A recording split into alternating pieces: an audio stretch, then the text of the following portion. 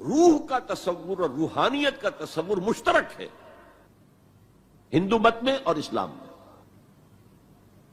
آتما اور پرماتما کا تعلق،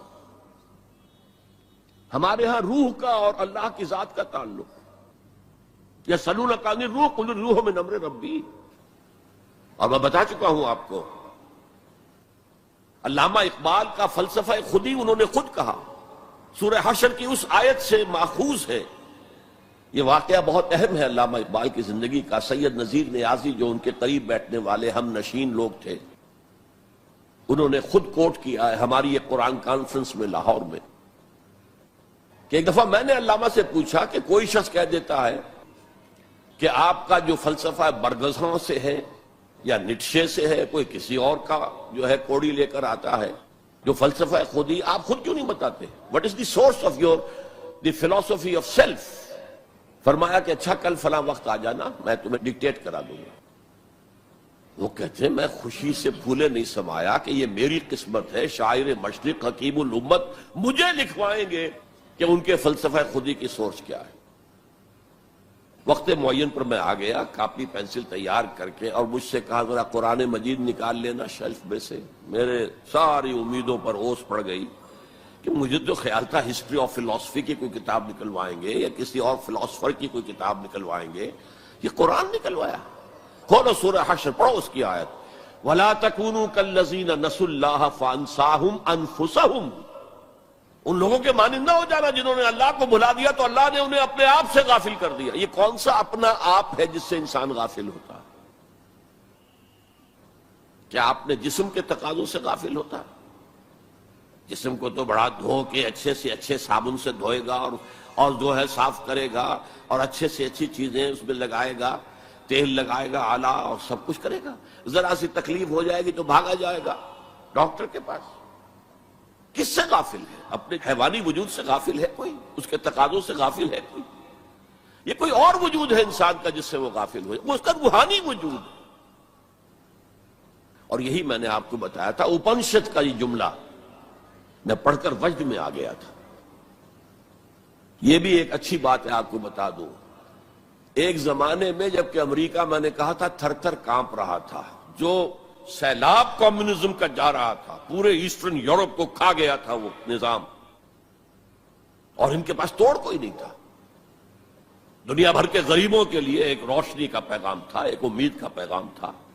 ہیو ناٹس کے لیے ایک بڑی اپیل تھی. کہاں سے کہاں وہ پہنچ چکا تھا، لیٹن امریکہ پہنچ چکا تھا. کوئی انویژن تو نہیں ہوا تھا. It was the invasion of the philosophy, invasion of an ideology, Marxism. تو انگریز جب کانپ رہا تھا امریکہ، تو اس نے ملینز کی تعداد میں قرآن شائع کیا، انگریزی ترجمہ، دی گلوریس قرآن، مارمیڈیوک پکتھال کا ترجمہ، اور مسلمانوں میں تقسیم کیا. بابا تم اپنے قرآن کو پڑھو، دیکھو، اپنے دین کے ساتھ جم کر رہو، اس بے خدا جو ہے یہ نظام، اس کو ترک کرو، چھوڑو. اور ہندوؤں کے لیے گیتا میں نے پڑھی اس وقت، انگریزی ترجمہ.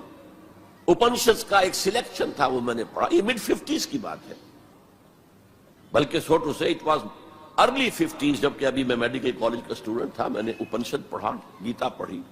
اپنشد کا صرف ایک سلیکشن تھا، گیتا پوری تھی. وہ بھی اسی لیے کہ تم اپنے اپنے مذہب سے چپک جاؤ تاکہ کمیونزم کی طرف تمہارا رجحان نہ ہو. یہ اس کے اس خوف کا مظہر ہے.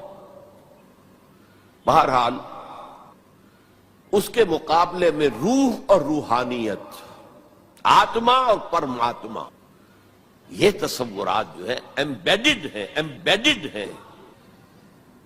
آپ اگر وہ جملہ سنیں، میں نے پہلے بھی سنایا ہے اپنشد کا، جو بالکل معلوم ہوتا ہے اس آیت کی ترجمانی ہے.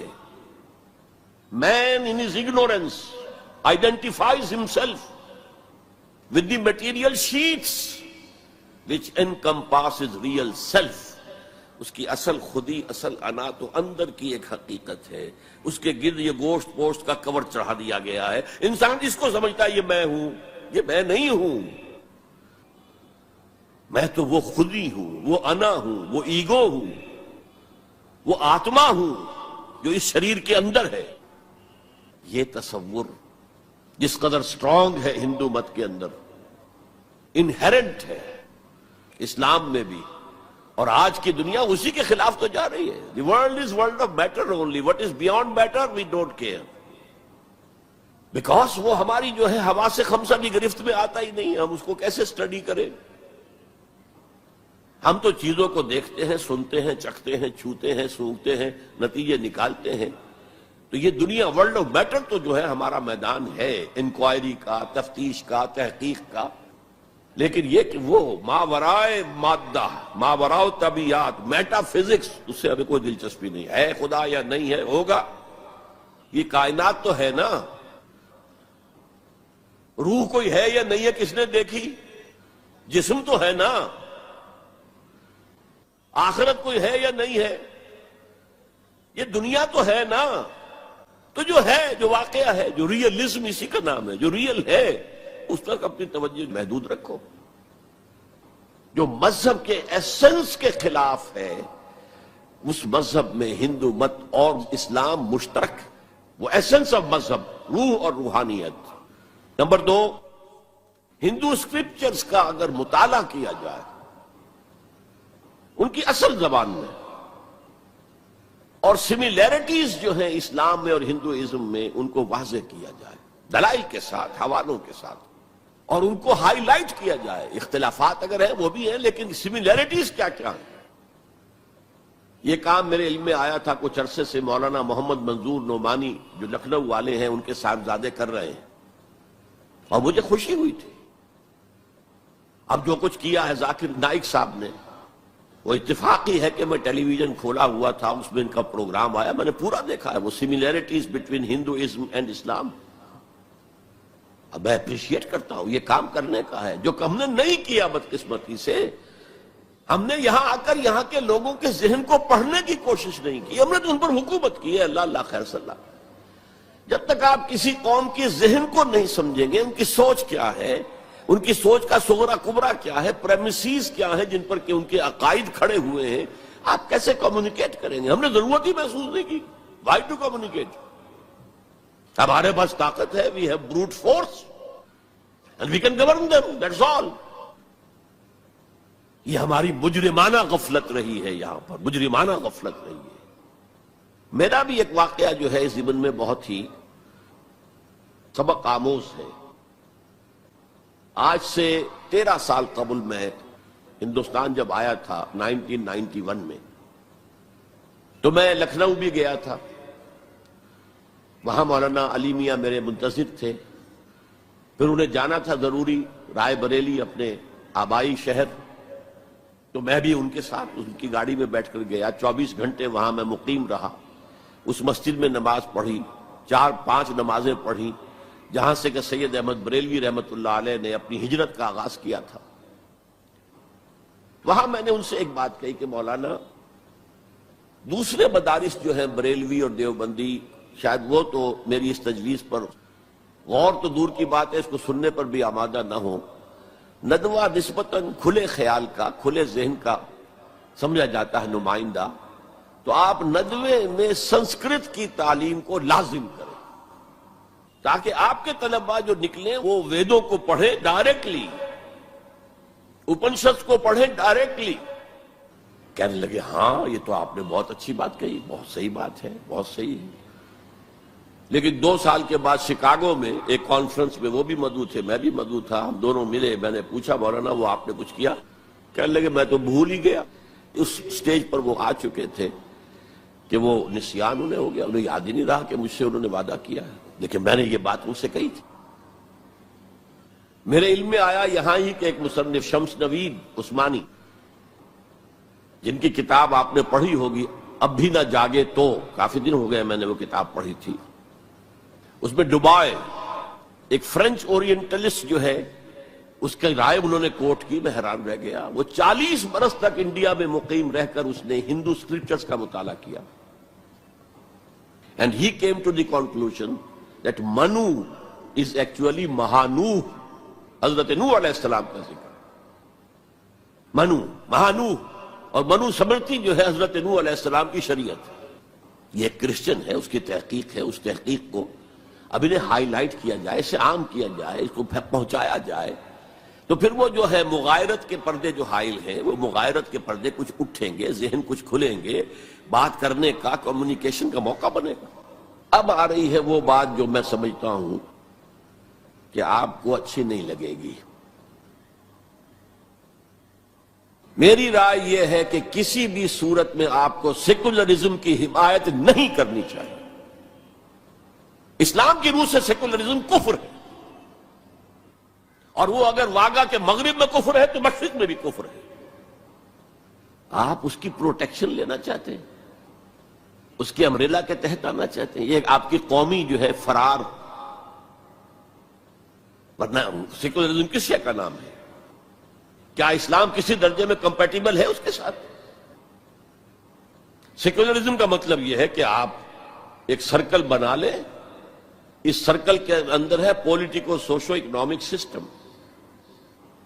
یہ تو ہوگا، کسی بھی مذہب سے کوئی تعلق نہیں اس کا۔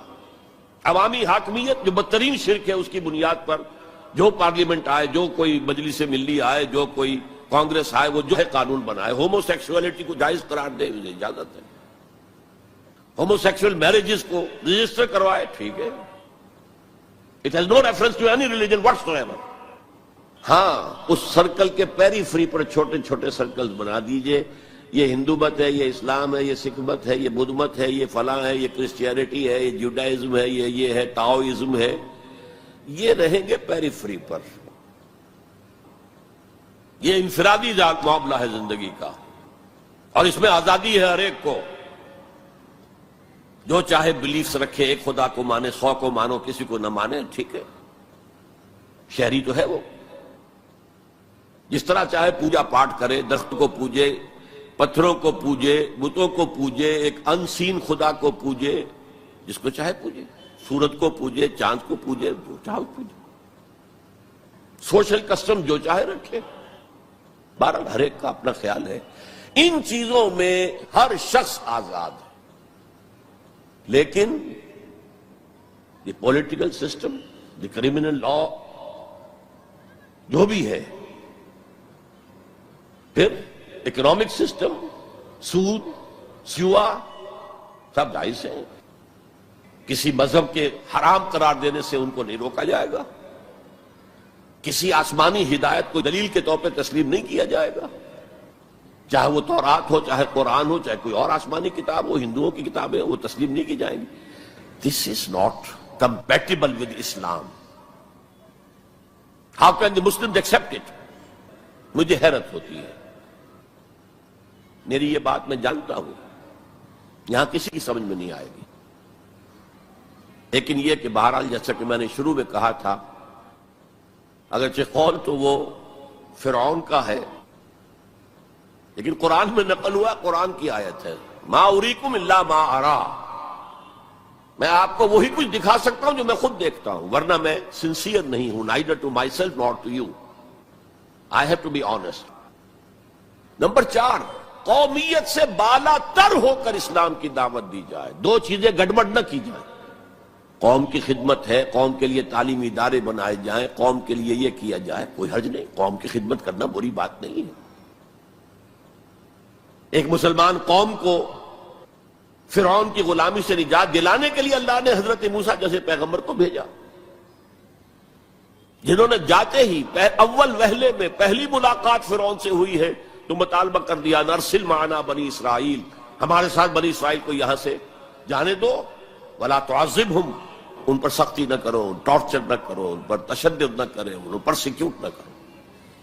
اور اللہ نے حضرت موسیٰ علیہ السلام کے ذریعے سے اس قوم کو نجات دے دی، حالانکہ وہ قوم کیسی ناہنجار قوم تھی، جس نے جیسے ہی سمندر پار کیا ہے یا دریا پار کیا ہے، کچھ لوگوں کو دیکھا بتوں پر اعتکاف کر رہے ہیں بیٹھے ہوئے، کہا ہمارے لیے بھی ایسا بنا دو تاکہ توجہ کا ارتکاز ہم کر سکیں۔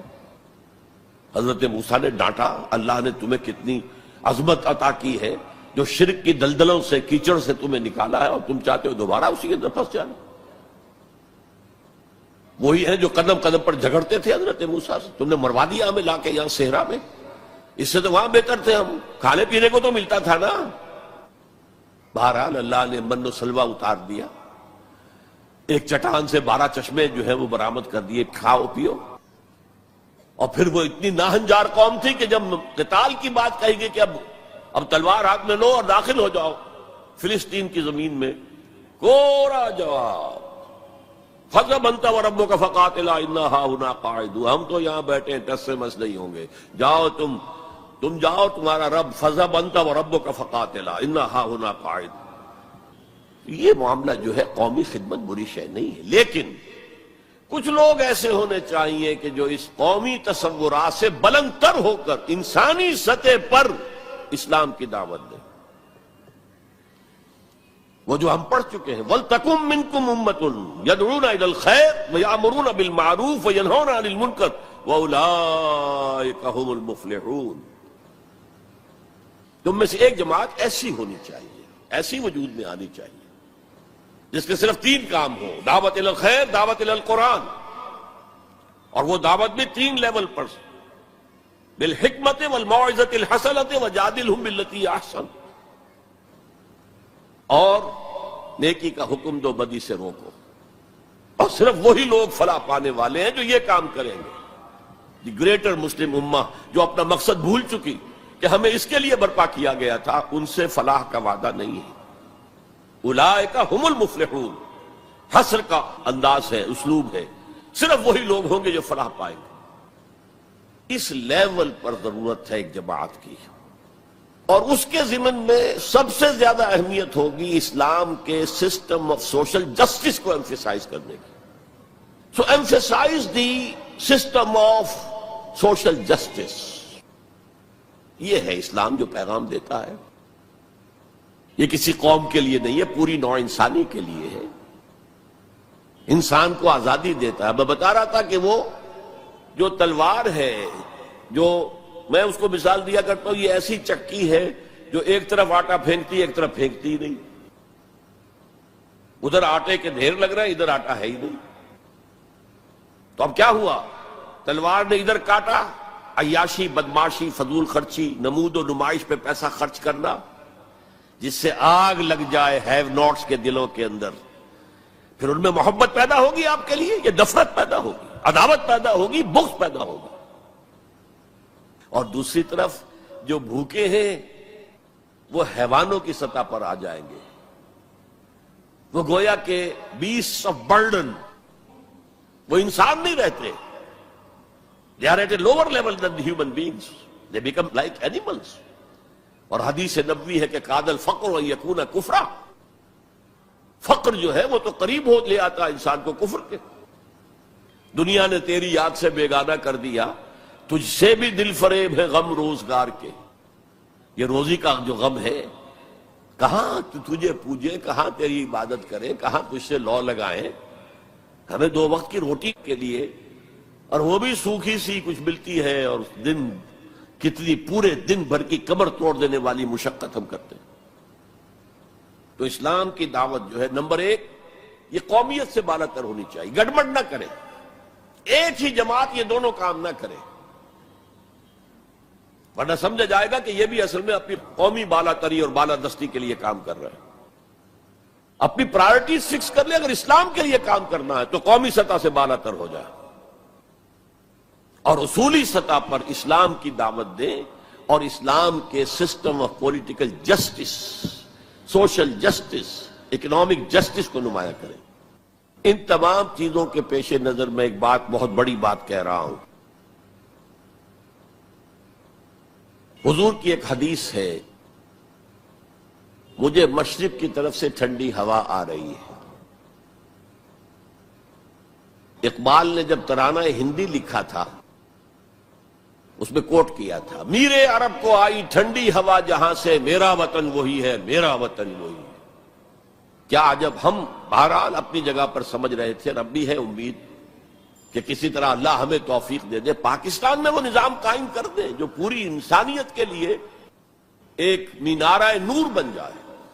یہی باتیں اقبال نے کہی تھی، میں کوٹ کر چکا ہوں کہ ڈیسٹنی ہے، تقدیر مبرم ہے کہ ہندوستان کے شمال مغرب میں ایک آزاد مسلمان ریاست قائم ہوگی، اور اگر ایسا ہو گیا تو ہمیں موقع مل جائے گا کہ اسلام کے چہرے سے جو بدنما داغ اور دھبے دور ملوکیت میں پڑ گئے تھے انہیں ہٹا کر، جاگیرداری آ گئی تھی دور ملوکیت میں، سرمایہ داری آ گئی تھی.